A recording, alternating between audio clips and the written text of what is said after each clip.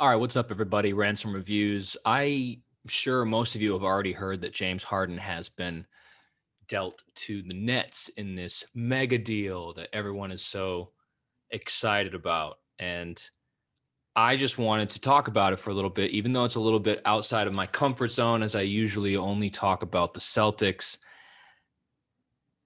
I have some things to say. Before I even get into it, I want to apologize to all crackheads out there. I am going to be making a lot of jokes about smoking crack.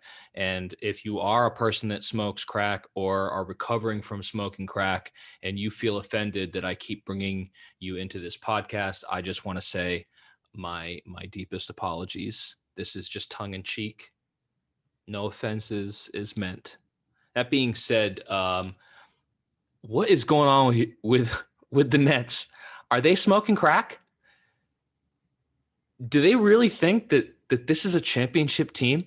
Because for the second time now in about a decade, they have completely mortgaged their future because they think they can make a run for a ring. And I feel like nobody outside of them actually believes that this is the case. Of course, the first time they did this, my Celtics were involved when they took old Paul Pierce, old Kevin Garnett, and they thought that that was going to make them a championship team. They gave us a bunch of draft picks. They basically mortgaged their future. Years of first round picks they sent to us. I think it was 3 or 4, possibly even 5. It was a bad deal right from the get-go, and everybody seemed to know it except for the Nets. And it took them literally a half a decade, if not longer, to recover from that. And they finally did. I mean, the Nets had finally started to build this good culture, this nice team. They had a lot of nice pieces that seemed to fit together. And then they went out and got Kyrie, which I knew was going to be a mistake, and we'll talk about that in a minute. And then they got Kevin Durant, which wasn't a mistake. KD's looked great this year.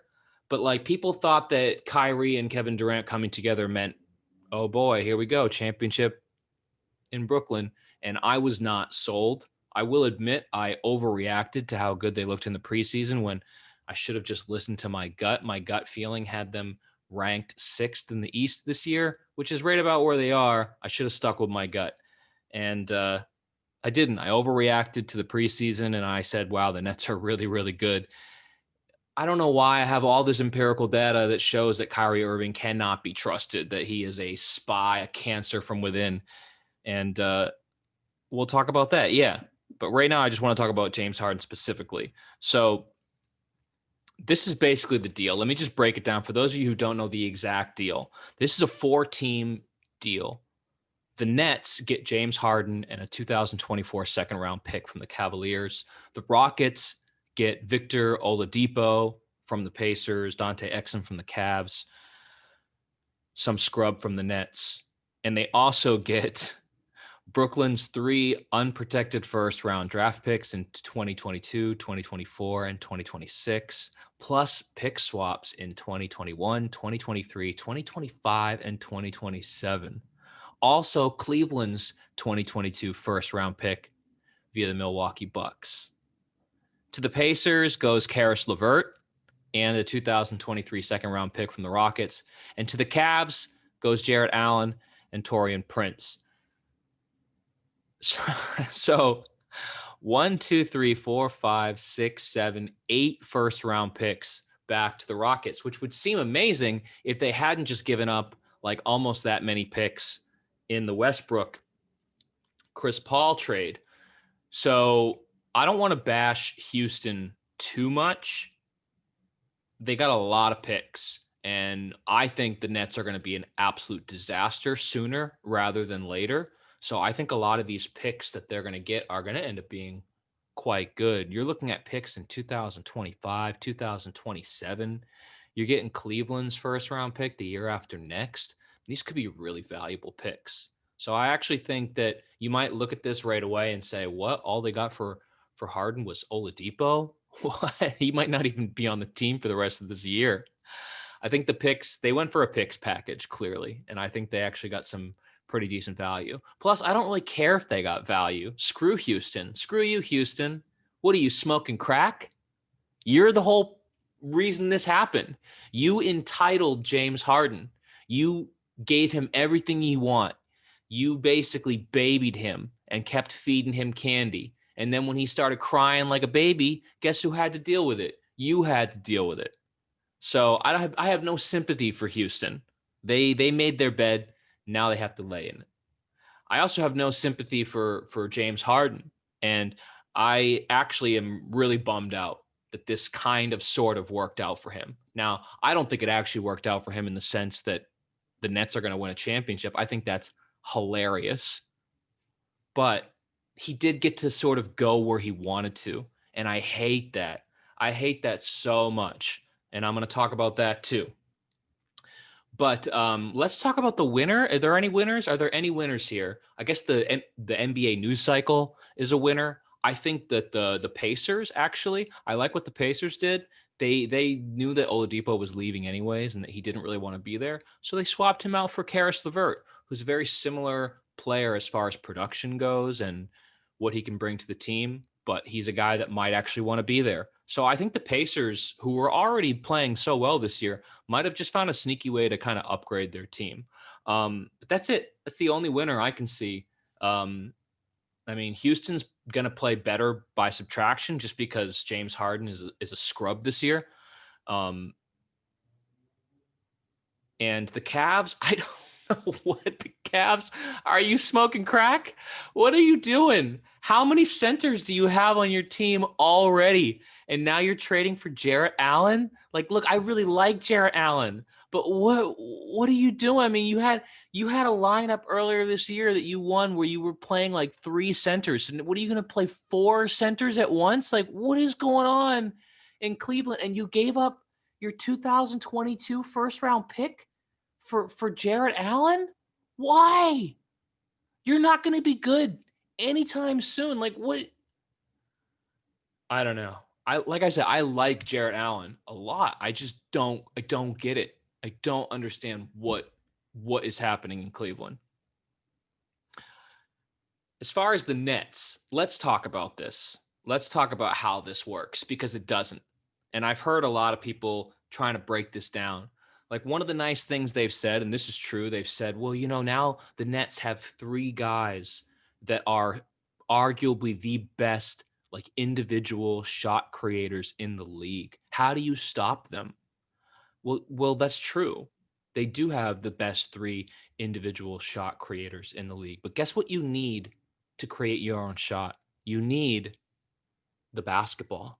And there are not three basketballs in an NBA game. There's one basketball. So James Harden, Kevin Durant, and Kyrie Irving cannot all have the ball at the same time.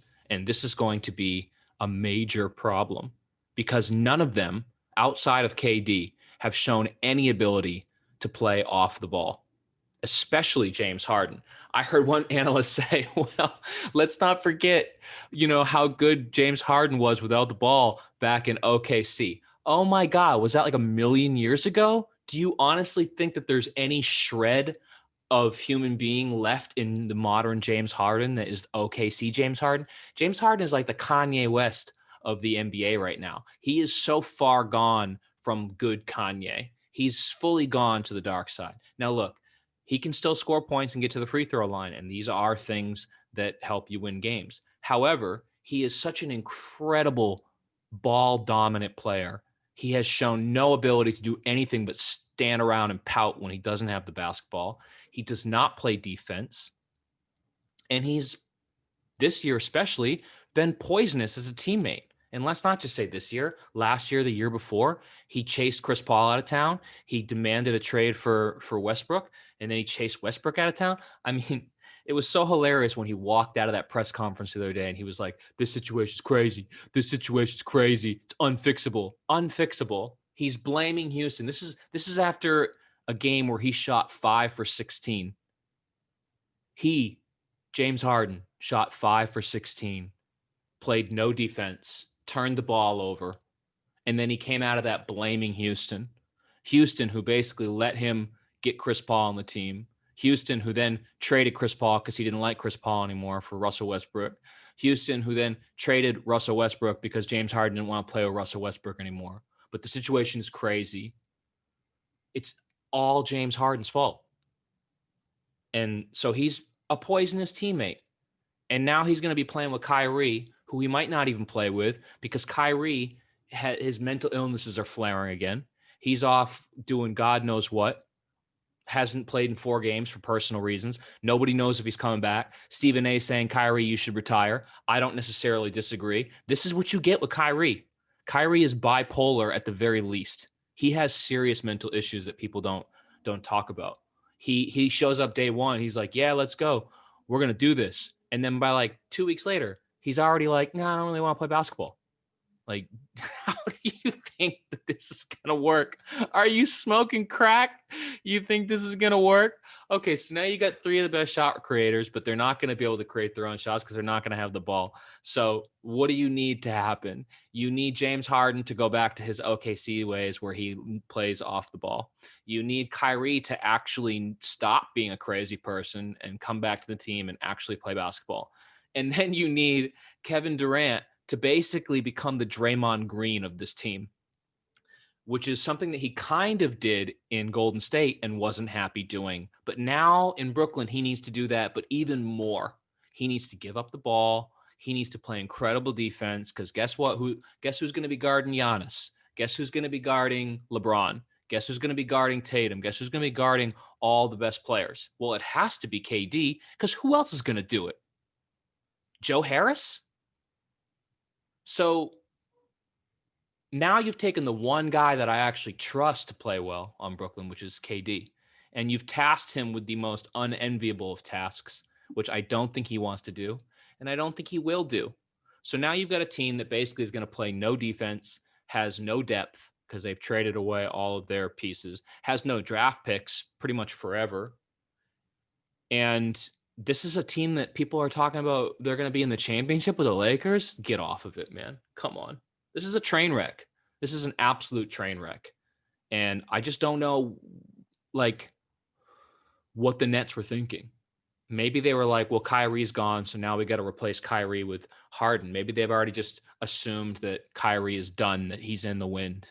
And so now they're bringing in Harden. But I didn't think bringing in Kyrie was a good move. But let me just say why this is horrible for the NBA. This is horrible for the NBA because, look, this is why people hate the NBA now.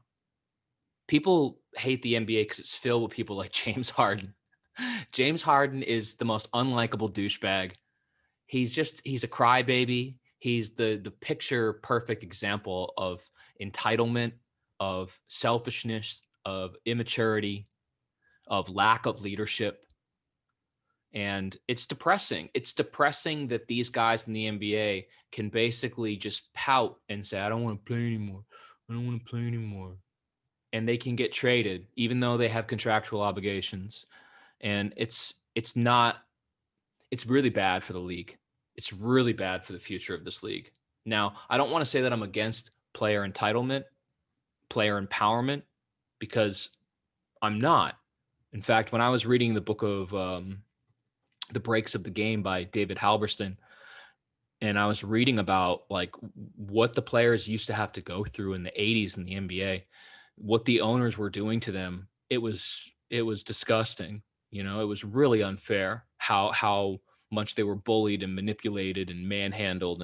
And so, you know, when I was reading that, I was all for this idea of treating the players better, of giving them more power. But this is not player empowerment. This is player entitlement. This is you sign a contract and you just decide you don't want to do it, and then you force your way off a team to a place that you want to go. And we saw Anthony Davis do this last year, and he got rewarded with a championship.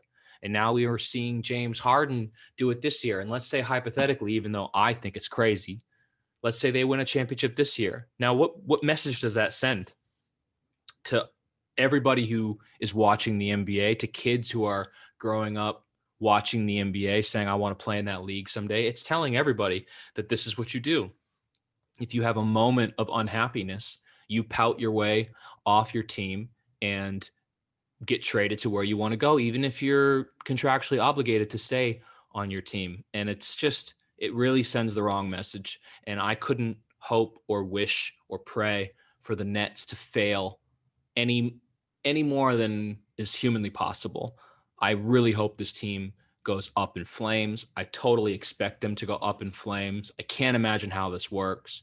And when it fails, I will be dancing and giggling and clapping my hands, because at some point we have to draw the line on what is okay. And what James Harden has done this year, showing up fat and out of shape, playing like crap, alienating all of his teammates, it's not okay. It's not remotely okay. And anybody who thinks that this is going to have a happy ending, are you smoking crack? Like, come on, man. Harden has already proven that he can't win a championship with Chris Paul. He couldn't win a championship with Russell Westbrook. But now you think he's going to win one with KD and Kyrie? Like, it's just like some people are just not winners. You just have to accept that. And that's fine. I think winning championships is overrated. Every year, one team wins a championship, and people want to act like every other team that didn't win the championship is a failure. And the reason why I'm mentioning this is because I know there were some rumors about my Celtics picking up James Harden, and I was so vehemently opposed to this. I wouldn't even trade Carson Edwards for James Harden. That's how I feel. I didn't want that guy anywhere near my team because he's just a loser. He's a career loser, and he drags down his teammates. He might do incredible. He might put up incredible stats, but it's at the cost of everybody else around him. And I don't think that wins you championships. So I didn't want anything to do with him. And people might say, well, your Celtics aren't going to win a championship this year. And to that, I would say, yeah, no, we're not. We're not going to win the championship this year. We might not win one for the next 10 years. And you know what? I'm fine with that, because what we have in Boston right now is a team filled with players that you can root for, that you want to root for. We have a team that plays competitive and entertaining basketball that you can watch every single game and be pleased with the effort that you see and the togetherness, and you can convince yourself that we might have a chance. And to me, that's enough. Like, would I love to win a championship? Of course I would. But let's say if the Celtics traded Jaylen Brown for James Harden and then we went on to win a championship. Call me crazy, but that's not worth it to me, because now you've just basically upset Tatum, who is our franchise player, because him and Brown are close and Harden's a douchebag. So like, just some things are just not worth it. And I don't think the Nets understand that. So the Nets are all in. I think it's going to end horribly. I think Houston's going to land on their feet, which I don't necessarily know that they deserve, because they got a million draft picks out of this, which helps them for the Westbrook debacle. I think the one winner in this scenario is Indiana. I think Indiana made a slight upgrade very quietly. They were like vultures circling this dying deal and just picking some meat off the bone. Very clever for them. But that is my thoughts about the James Harden trade. I think it's entertaining. I think it's good for the news cycle. I think it's horrible for the NBA. I think it's just not going to end well. So let me know what you think. If you think I'm the one smoking crack and you think the Nets are all of a sudden this amazing team that's going to win the championship, or do you agree with what I'm saying? You cannot win a championship playing no defense. And there's only one dude on this team now that can defend, and that's KD. And that's not what he came to Brooklyn for. All right, guys. See you later next time on Rants and Reviews.